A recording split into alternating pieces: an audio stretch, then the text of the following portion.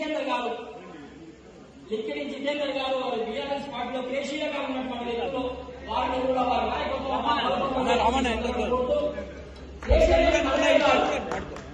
పెద్ద మనిషి కేశవేని మల్లయ్య గారు కేశవేని గొప్పగా చెప్పడం అభినందనగా ఏదైతే ఒకటా ఉన్నది. తర్వాత కొడిగా లచ్చయ్య గారు వారు పెద్ద మనుషులు కొడిగా లచ్చయ్య గారు. తర్వాత దండికోట రాజయ్య గారు బీఆర్ఎస్. తర్వాత శ్రీరాముల కళ్యాణ్ గారు బీఆర్ఎస్ పార్టీ.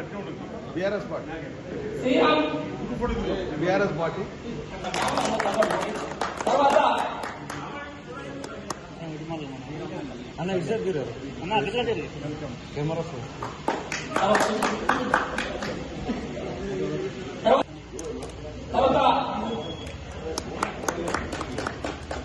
తర్వాత పెరక రాజేష్ గారు బీఆర్ఎస్. తర్వాత కొండ గడిగే గారు బీఆర్ఎస్ పార్టీ నాయకుడు కాంగ్రెస్ పార్టీ రాజు గారు బీఆర్ఎస్ పార్టీ. తర్వాత కొప్పు శ్రీనివాస్ గారు వారికి ఆహ్వానం పలుకుతూ తర్వాత దండుగ తిరుపతి గారు రాజు గారు బీఆర్ఎస్ పార్టీ తర్వాత దండుగ తిరుపతి గారు. తర్వాత నవరపు చిరంజీవి గారు శేఖర్ గారు ఆ మొగలి సంతోష్ గారు చంద్రగిరి అనిల్ గారు చంద్రగిరి. ఇప్పుడు పేరు చదివిన వాళ్ళందరూ కూడా వీడికి వచ్చి మరి గౌరవ శాసనసభ్యులతో మరి కళ్ళుగా వేసుకోవాల్సిందిగా సకాలం కోరుతా ఉన్నాం.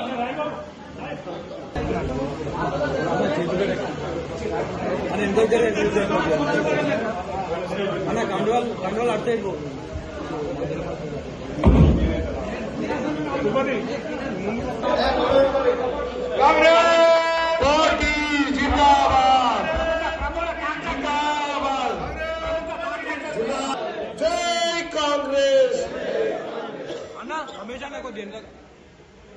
జై కాంగ్రెస్.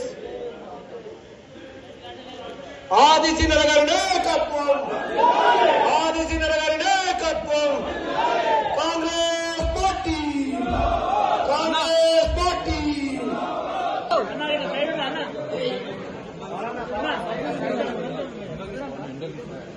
అన్న విడజ్జరాడు అన్న విడజ్జరాడు ఎన్నుకోబడిన కార్యక్రమం నుంచే గౌరవ శాసనసభ్యులకు మరి గవర్నమెంట్ ఆత్మీయ సమావేశం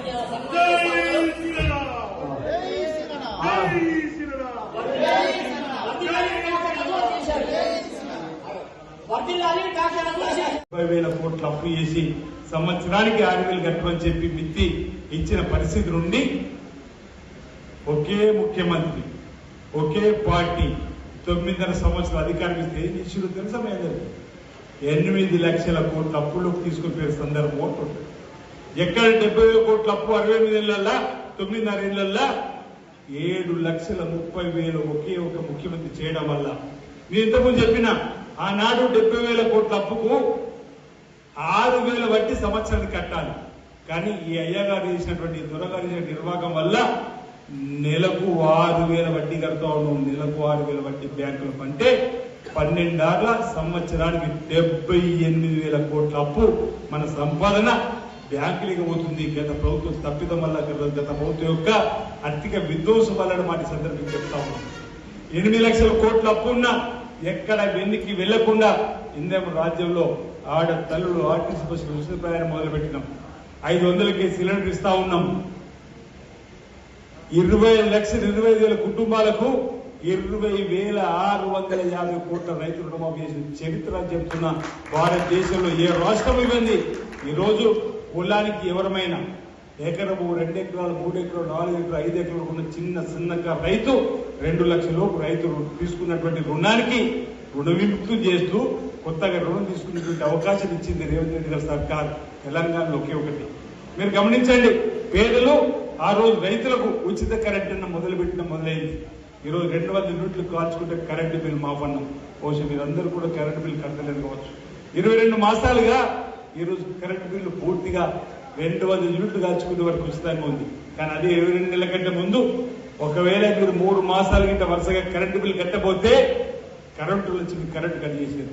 కానీ ఇప్పుడు 22 నుంచి కరెంటు బిల్లు కట్టకుండా పేదల కరెంటు బుగ్గలు యథావిధి వెళ్తుందంటే కాంగ్రెస్ పార్టీ చలవా ఇందిరామరాజ్యం అవునా కాదా ఆలోచించి ఏమని కోరే సందర్భం.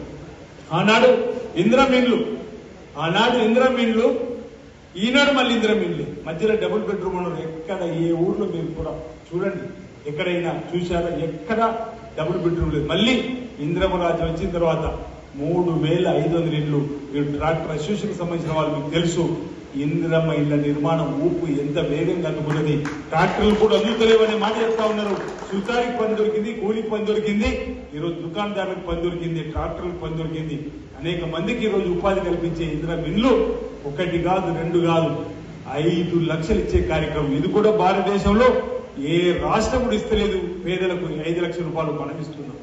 2014 తెలంగాణ వచ్చింది. అబ్బా మనం తెలంగాణ తెచ్చుకున్నాం 2 సార్లు అధికారం ఇస్తే 8 లక్షల కోట్లు అని చెప్పిన. ఇంకేం చేసిండో మీరు ఆలోచన చేయండి. ఒక రేషన్ కార్డు అని ఇచ్చిందా? రేషన్ కార్డు మనకు ఐడెంటిటీ గుర్తింపు కార్డు.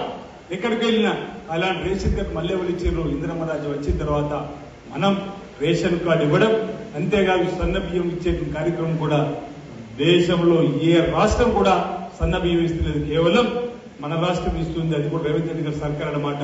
ఈ విధంగా మీరు ఏ రంగం తీసుకున్నా అనేక చక్కటి కార్యక్రమాలు అమలు చేసుకుంటూ ముందుకు పోతుంది. ఇంకా కొన్ని అంశాలు మనం ఇచ్చిన హామీలు కూడా అమలు చేసుకోవాలి. పెన్షన్ 2,000 4,000 చేయాలి, 2,500 పెన్షన్ కొత్తగా ఇచ్చుకోవాలి. అది కూడా రాష్ట్ర ఆర్థిక పరిస్థితిని బట్టి భవిష్యత్తులో చేసుకునే కార్యక్రమం ఉంది. కాబట్టి మీరందరూ కూడా ఇంత చక్కటి కార్యక్రమం చేస్తున్నటువంటి మొన్ననే జూబిలీస్ ప్రజలు ఏ విధంగా అయితే ఆశీర్వాదించారో మీరు కూడా ఇక్కడ అదే విధంగా మీ ఆశీర్వాదాన్ని మీతో పాటు మీ ప్రాంత, మీ కాలనీ, మీ గ్రామంలో ఉన్నటువంటి ప్రజలను చైతన్యవంతం చేసి రేవంత్ రెడ్డి గారి సర్కార్కి, ఇందిరమ్మ రాజ్యానికి, కాంగ్రెస్ పార్టీకి మద్దతు ఇచ్చే విధంగా ఈ రోజు నుంచి మీరు అందరూ కూడా కృషి చేయాలని చెప్పి సందర్భంగా మీ అందరూ కూడా మనవి చేస్తూ ఈ రోజు ఈ రాష్ట్ర స్థాయిలో ఇవన్నీ కార్యక్రమాలు వేములవాడ పట్టణంలో ట్రాక్టర్ అసోసియేషన్ వారు కాంగ్రెస్ పార్టీలో చేరడం చాలా మంచి రోజుగా భావిస్తున్నాను. ఏదైతే మన వేములవాడ ఎమ్మెల్యే ప్రభుత్వ పాదశ్రీనివాస్ గారు ఈ వేములవాడ నియోజకవర్గంలోని ప్రజలకు చేస్తున్న సేవను ఆలోచించి వారు కూడా ముందు సీనన్న సేవలను వినియోగించుకోవడానికి కోసం చేరిన ప్రతి ఒక్కరికి శుభాభినందనలు తెలియజేస్తూ రాబోయే రోజుల్లో కాంగ్రెస్ పార్టీకి మన ఎమ్మెల్యే ప్రభుత్వ పాదశ్రీనివాస్ గారికి అండదండగా ఉండవలసిందిగా కోరుచున్నాను. అసోసియేషన్ వాళ్ళు పిలుపు మేరకు ముఖ్య అతిథిగా హాజరైనటువంటి మన వేములవాడ ఎమ్మెల్యే గారు అలాగే ప్రభుత్వ విప్ గారికి ప్రత్యేక ధన్యవాదాలు తెలుపుకుంటూ, అలాగే ట్రాక్టర్ యూనియన్ వాళ్ళకు కూడా నేను ప్రత్యేక ధన్యవాదాలు తెలుపుకుంటున్నా. సరే మీ సమస్యలు ఏదైనా ఉంటే ప్రత్యేకంగా అన్న దృష్టికి తీసుకురావాలి. ఎందుకనంటే ఎప్పటి నుంచో ఈరోజు ఇక్కడికి విచ్చేసినటువంటి పెద్దలకు అందరికీ కృతజ్ఞతలు. ఈరోజు కాంగ్రెస్ పార్టీలో జాయిన్ అయినందుకు చాలా సంతోషంగా ఉంది. ఆది సిన్నన్న అడుగుజాడలు నడవాలని ఎప్పటి నుండో కోరిక ఉంది. ఆ కోరిక ఈరోజు నెరవేరింది. ఇప్పటి నుండి ఆది సిన్నన్న వెంబడే ఉండి ప్రతి కార్యక్రమానికి మేము హాజరై అన్నతో పాటు మేము ఉంటామన్నందుకు మాకు చాలా సంతోషంగా ఉంది. ఈ ప్రోగ్రాంకి వచ్చినటువంటి అందరికీ ధన్యవాదాలు తెలియజేసుకుంటున్నాను.